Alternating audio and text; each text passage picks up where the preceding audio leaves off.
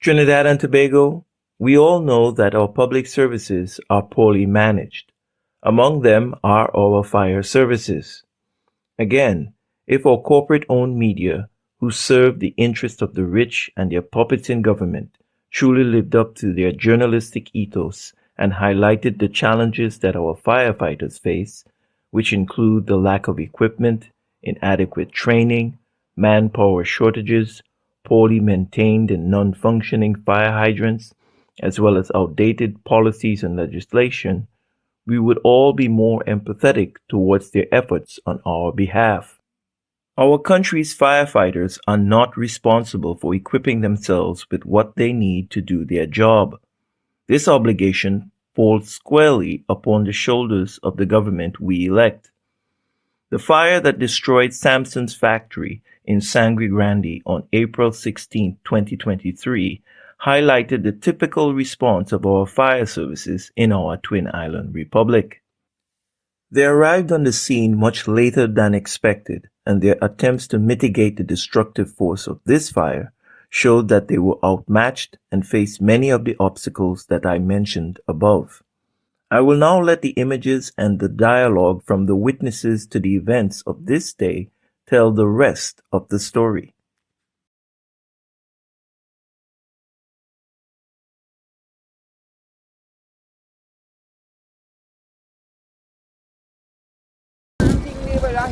Where is the people gonna be, boy? People mad, boy. The whole warehouse kept on. Yeah, we call them.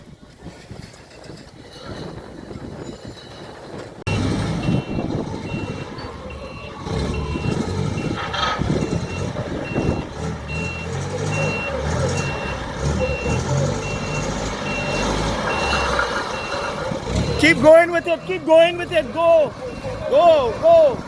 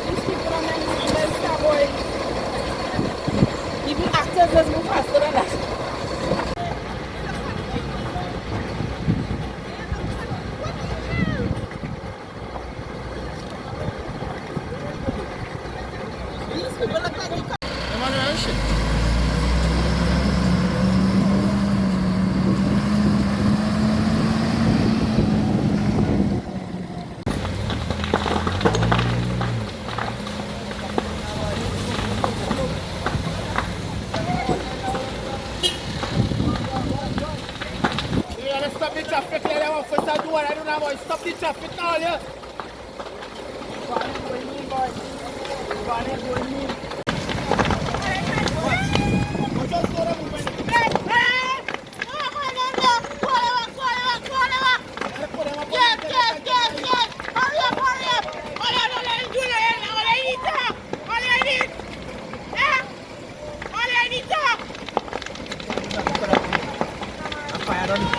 Everything already.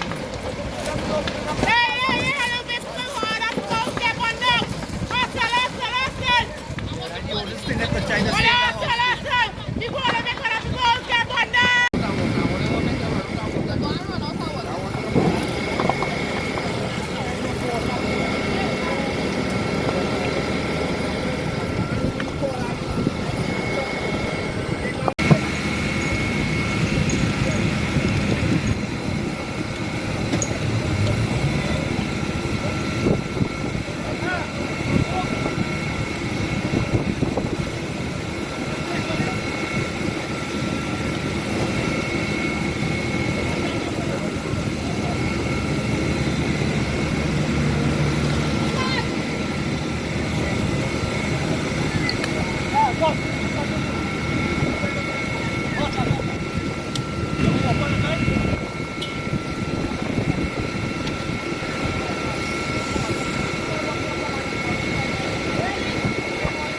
Gonna water. Not ready, give them water.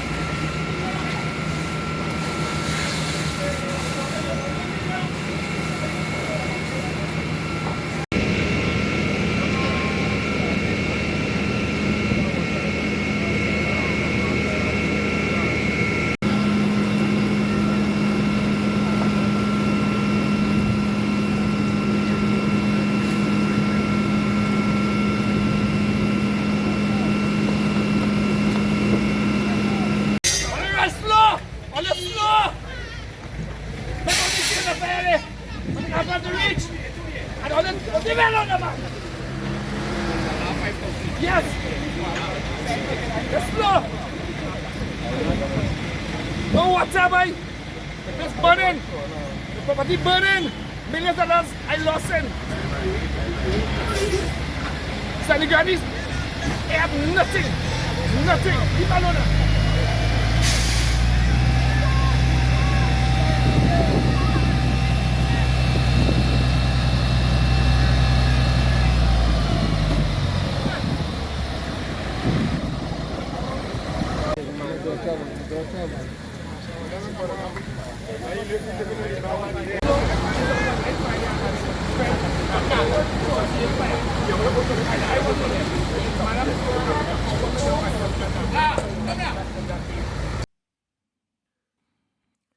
These two firefighters who entered into the dense smoke to tackle this blaze without self-contained breathing apparatus placed themselves at high risk of developing long-term respiratory problems. The heat and toxic smoke can, over time, affect their lungs as well as their vision. Also, they are susceptible to being incapacitated, as anyone else would, by being in such close proximity to the fire. This is why all modern fire departments make scuba respirators a mandatory part of the equipment needed by their crews engaged in fighting any fire.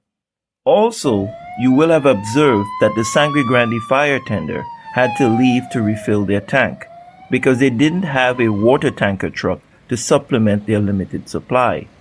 Additionally, the second unit that came from Arima had insufficient water as well, and they needed to have their supply offset by a water delivery truck that was called by residents to assist. Interestingly, the recently opened Extra Foods grocery store next to this blaze boasts several brand new fire hydrants, but none of them had sufficient water to meet the needs of the fire crews. Thus, the reason they had to go further afield to refill their tank. What's more, look at the size of the geographical region a single fire department has to cover in Trinidad and Tobago. The Sangre Grande Fire Department is a prime example of what I'm referring to. By the time they get to the outer regions of their designated area of coverage with its countless twisty, narrow, and bad roads, it's very likely that there would be a complete loss of property. Also, the likelihood that they will be able to access a working fire hydrant in the immediate vicinity of any fire is dubious. Our firefighters will never get all that they need to perform their jobs effectively and efficiently because our government minimizes upon social expenditure so they can maximize upon theft. Trinidad and Tobago, there is a fundamental reason why many of our public servants work in less than ideal conditions and with minimal manpower and resources.